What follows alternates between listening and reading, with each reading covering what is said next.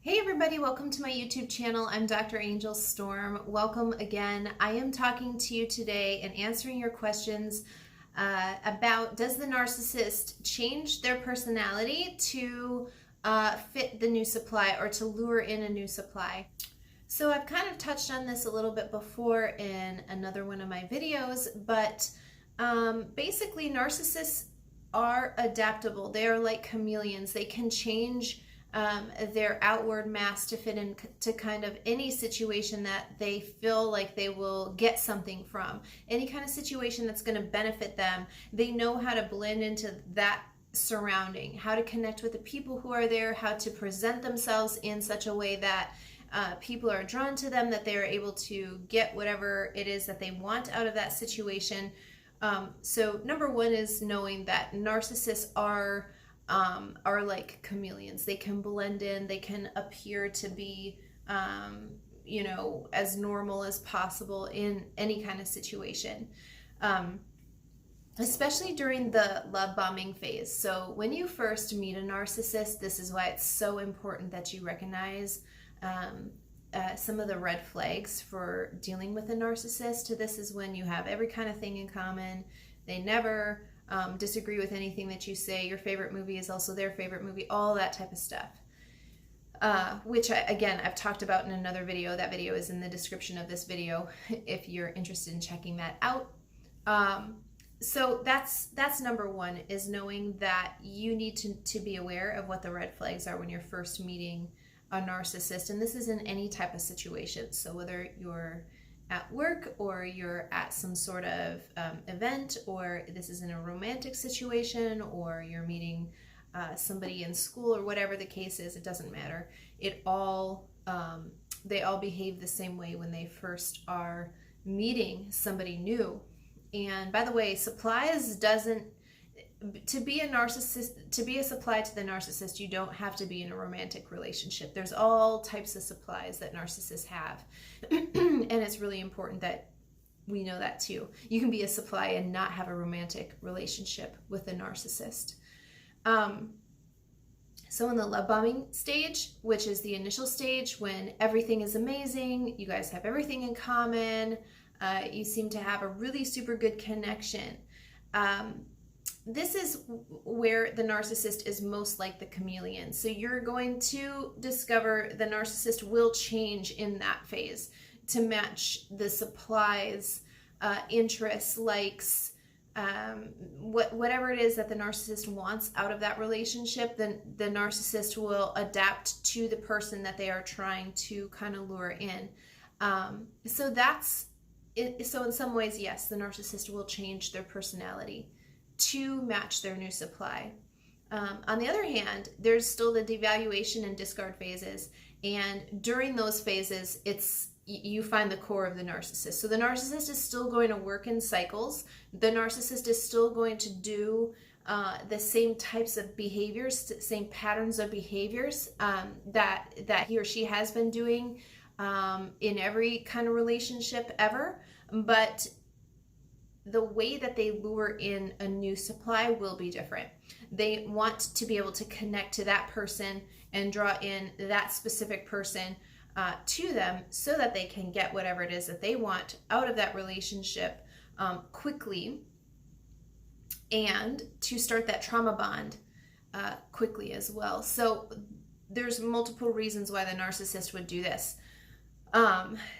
I've also talked about before on this channel about mirroring, and a narcissist is excellent at mirroring.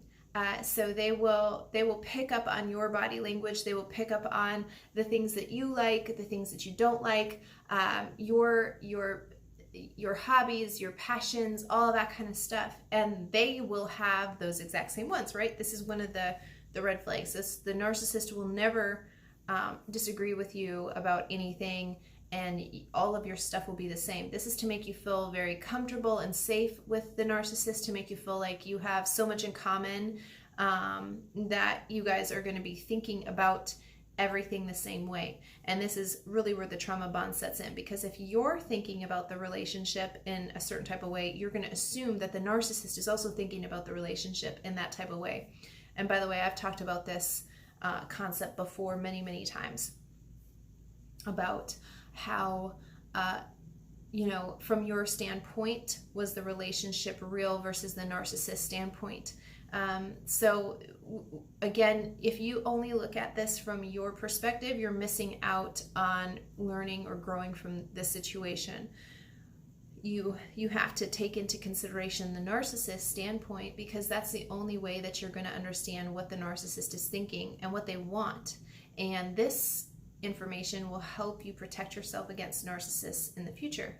If you're aware that this is one of the standard behaviors or patterns of behavior for a narcissist, then you're going to be able to cut off the trauma bond from setting in before it gets so deep. See, a lot of times we're too far into the relationship to really take a look at what is happening. We don't actually want to admit that somebody would be doing the things that the narcissist is doing.